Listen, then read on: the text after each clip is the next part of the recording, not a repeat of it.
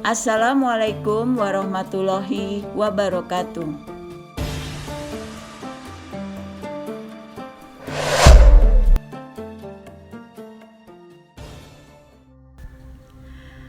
Setelah kematian ayahnya, Nabi Syits memimpin anak-anak Nabi Adam dengan keadilan dan hukum Allah.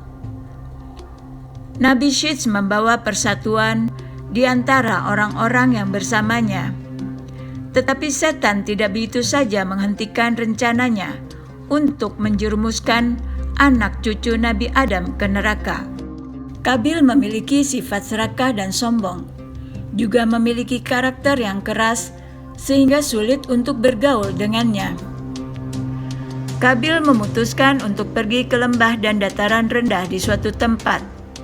Sementara Nabi Syits alaihissalam telah menerima perintah dari Allah Subhanahu wa Ta'ala di dalam syariatnya bahwa dilarang untuk bercampur baur bersama orang-orang yang telah pergi ke pihak lain tersebut, yaitu golongan Kabil, orang-orang yang tidak taat kepada Allah Subhanahu wa Ta'ala. Terlihat perbedaan para pria dari pihak Qabil yang memiliki wajah buruk, sementara para wanitanya memiliki wajah yang cantik. Ketika datang ke tempat Nabi Syits alaihissalam dan yang tersisa dari mereka, para pria di sana memiliki wajah yang tampan, sementara para wanitanya berwajah buruk. Iblis dengan tipu dayanya, dia merubah dirinya dalam bentuk seseorang lelaki muda layaknya seorang pencari kerja, dan dia pergi ke pandai besi untuk bekerja di pandai besi tersebut. Iblis menciptakan suatu alat yang mengeluarkan suara berupa seruling, drum, juga logam. Hasil yang dibuat iblis langsung diperkenalkan kepada semua orang. Inilah permulaan zaman kehidupan manusia mengenal suara atau bunyi-bunyian. Semua orang terkagum-kagum mendengar alat yang diciptakan iblis yang menyamar sebagai manusia. Dan mereka pun begitu asyik menikmatinya dan perlahan mulai melupakan perintah-perintah Allah Subhanahu wa Ta'ala.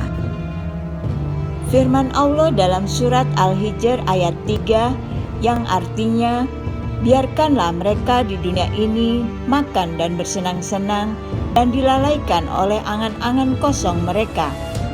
Kelak mereka akan mengetahui akibat perbuatannya. Nabi Syits alaihissalam tetap istiqomah dalam mengingatkan umatnya, dan dia tetap memberitahukan umatnya mana yang benar dan mana yang salah. Dalam hal ini, terlihat bahwa setan sedang mengajarkan mereka cara melakukan kejahatan dan menciptakan kejahatan. Dikisahkan bahwa ketika setan membawa seruling kepada mereka, setan mulai memindahkan tubuhnya ke dalam seruling saat mereka mendengarkan alat musik.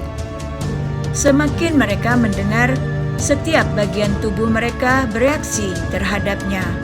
Lalu mereka pun mulai menari. Inilah cara mereka mengenalkan alat musik kepada dunia. Dan melalui alat musik, iblis menguasai mereka. Mereka benar-benar lupa waktu. Dan hingga saat ini, cara setan tersebut terus berlangsung. Disinilah awal mulanya terjadi perzinahan dan hubungan di luar nikah dimulai. Yang pencetusnya adalah dari alat musik yang dibuat iblis. Zina adalah dosa pertama yang dilakukan secara bersama-sama dan disukai oleh banyak orang. Saat itu, orang-orang belum melakukan dosa syirik. Syirik adalah ketika manusia melakukan ibadah menyekutukan atau menduakan Allah Subhanahu wa Ta'ala. Dengan cara yang berbeda tersebut, tetapi sedikit demi sedikit, setan atau iblis sedang menguasai manusia perlahan-lahan. Dengan kecerdikan iblis sesuai dengan masanya, godaan manusia dilakukan dengan berbagai macam tipu dayanya. Firman Allah Subhanahu wa Ta'ala dalam Al-Quran, surat An-Nur ayat 21, yang artinya, Hai orang-orang yang beriman, janganlah kamu mengikuti langkah-langkah setan. Barang siapa yang mengikuti langkah-langkah setan, maka sesungguhnya setan itu menyuruh mengerjakan perbuatan yang keji dan yang mungkar. Sekiranya tidaklah karena karunia Allah dan rahmat-Nya kepada kamu sekalian, niscaya tidak seorang pun dari kamu bersih dari perbuatan-perbuatan keji dan mungkar itu selama-lamanya. Tetapi Allah membersihkan siapa yang dikehendakinya, dan Allah Maha mendengar lagi Maha mengetahui. Hal itu kemudian berujung pada peperangan pertama di muka bumi setelah Nabi Adam diturunkan ke dunia. Dalam peperangan tersebut, Qabil kalah dan akhirnya menjadi tawanan. Kedua tangan Qabil dibelenggu ke atas pundak dan ia ditahan di tempat yang sangat panas hingga meninggal. Atas kuasa Allah Subhanahu wa Ta'ala, Allah menganugerahkan seorang pendamping untuk Nabi Syeds alaihissalam. Syeds pun memilih bertempat tinggal di Mekah agar bisa melakukan ritual haji dan umroh di sana. Dia melanjutkan membangun Ka'bah dengan lumpur kental dan tumpukan bebatuan. Ketika jatuh sakit dan menjelang ajalnya, Syeds menetapkan putranya Anushi sebagai pelaksana wasiatnya. Syeds meninggal pada usia 912 tahun dan dikuburkan di samping makam Nabi Adam alaihissalam di dalam gua Gunung Abu Qubais.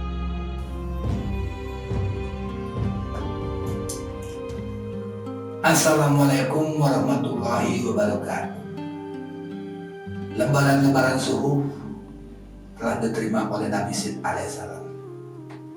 Maka Nabi Syeds alaihissalam menjalankan tugas atas perintah Allah di dalam lembaran-lembaran suhuf tersebut. Qabil dan keturunannya serta pengikutnya semakin menjauhi Nabi Syeds alaihissalam atas perintah Allah Subhanahu wa Ta'ala. Iblis pun melihat celah yang sangat besar untuk menggoda atau menyesatkan kelompok Qabil, yaitu dengan menciptakan suatu alat yang mengeluarkan suara atau bunyi yang saat ini kita kenal sebagai alat musik. Qabil semakin sombong dan angkuh. Dengan adanya alat musik, muncul perbuatan maksiat, yaitu dosa perzinahan.